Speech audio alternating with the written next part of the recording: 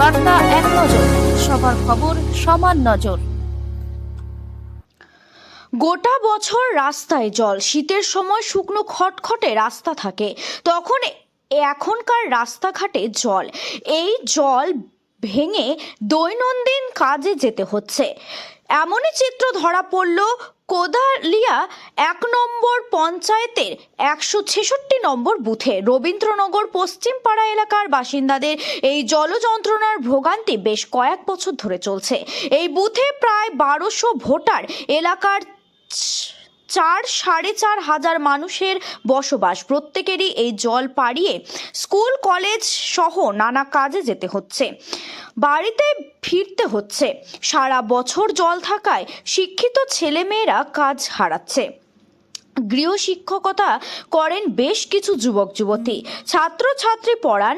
অভিভাবকরা সারা বছর রাস্তায় জল থাকার কারণে আর ছাত্রছাত্রীদের পাঠাতে চাইছে না এখানকার বাসিন্দা গৃহশিক্ষকের কাছে, ফলে তারা কাজ হারাচ্ছেন। কি বলছেন অভিযোগ করে এক গৃহশিক্ষক ও শিক্ষিকা, শুনুন। আগে রবীন্দ্রনগর কি ছিল বলুন তো? আমি বিধায়ক হওয়ার পর রবীন্দ্রনগরে সব রাস্তা করে দিয়েছি। এই রাস্তাটাও হওয়া ছিল পঞ্চায়েতের কাজ, কিন্তু রবীন্দ্রনগরে সব রাস্তাঘাট করেছে বাংলার মুখ্যমন্ত্রী মমতা বন্দ্যোপাধ্যায়ের হস্তক্ষেপে কেএমডিএ যখন রাস্তা করে তখন প্রায় কোনো রাস্তা ৩ ফুটও উঁচু করেছে। যেটা হওয়ার রাস্তা সেটা ডাউন হয়ে গেছে।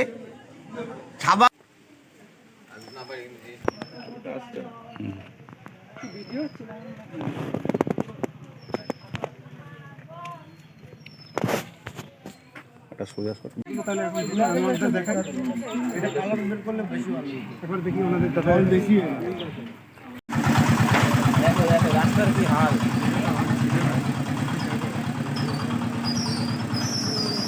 কি অবস্থায় যাতায়াত করেন?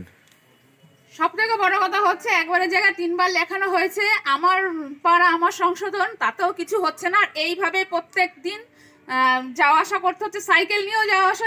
এখানে তো খুব রিস্ক নিয়ে যাওয়া আসা হয়, সাইকেল যে হবে বা এখান থেকে হেঁটে যে যাবে তাদেরও কিন্তু সুন্দরভাবে করা। এবার এইভাবে যদি প্রত্যেক সময় যদি এইভাবে আসে তাহলে মানুষ কি করবে? হাত পা তো এমনিই ভাঙবে। কিন্তু শীতকালে এত জল কেন এখানে? চলো, মানে কি অবস্থা, মানে বাচ্চা কাচ্চারা কিভাবে যাতায়াত করে এখানে? দেখুন, বাচ্চা কাচ্চারা আপনারা অলরেডি দেখেছেন যে আমাদের বড়দের কি অসুবিধা হচ্ছে। বড়দের অসুবিধার চেয়েও বড় কথা বাচ্চাদের। আপনারা এখানে দেখবেন যে বাচ্চাদের, প্রত্যেকটা বাচ্চার এই শীতের দিনে শীতের জামা কাপড় পরে টুপি পরে তাদের কি অবস্থা হচ্ছে আপনারা এটা দেখুন একবার। আমাদের যা অসুবিধা হচ্ছে তাও ঠিক আছে, আমাদের যাই নেক্সট ১৬৬ নম্বর বুথে থাকি, যেটা রবীন্দ্রনগর পশ্চিমপাড়া চুচুড়ার মধ্যে। এবার এখানে ড্রেনেজ সিস্টেম নেই, যেমন আমাদের এই একটা মাত্র রাস্তায় শুধুমাত্র জলে ডুবানো থাকে সারা বছর। মানে সীমাহীন কষ্টের মধ্যে থাকে। আমাদের জীবনটা শুরু হয় সকালবেলা থেকে রাত অবধি বিষাদের মধ্যে, কষ্টের মধ্যে। যে বাড়ির মধ্যেও সেটাই একটাই জিনিস অনুভব করি যে আবার সেই রাস্তায় যে যারা আসে বলতে গেলে ওরা আর্ধেক দিনে কামাই করতো এই কারণেই কন্টিনিউ জল কাদা রাস্তাতে। তার মধ্যে কিছু বাচ্চা এসে এমন হতো যে ওরা সাইকেল নিয়ে এসে হয়তো স্লিপ খেয়ে পড়ে গেছে রাস্তাতে। পরে ওরা মানে আমার বাড়ি পর্যন্ত ওরা পৌঁছতে পারেনি, রিটার্ন বাড়িতে গেছে। বাড়ি থেকে গার্জিয়ান ফোন করে বলছে ওর যেতে পারেনি, ও যেতে যেতে রাস্তাতে স্লিপ খেয়ে পড়ে গেছে, তো পরের দিন যাবে। এরকম করে করে প্রায় টিউশনিগুলো বলতে গেলে এখান থেকে পড়িয়া একজনের হাত ভাঙছে, পাও ভাঙছে, তারপর সারাদিনই জল থাকে। আমার ছেলে টিউশনি করায়, বাড়িতে কোনো ছাত্রছাত্রী আসতে চায় না, বলে রাস্তা খারাপ। হ্যাঁ, বাড়িতে যে পড়তে হয়, আমরা তো গরিব মানুষ, আমাদের ছেলেরা সব বেকার, টিউশনি করাইয়ে তারপর 2টা টাকা ইনকাম করে। এখন আমাদের রাস্তাটা দরকার খুব।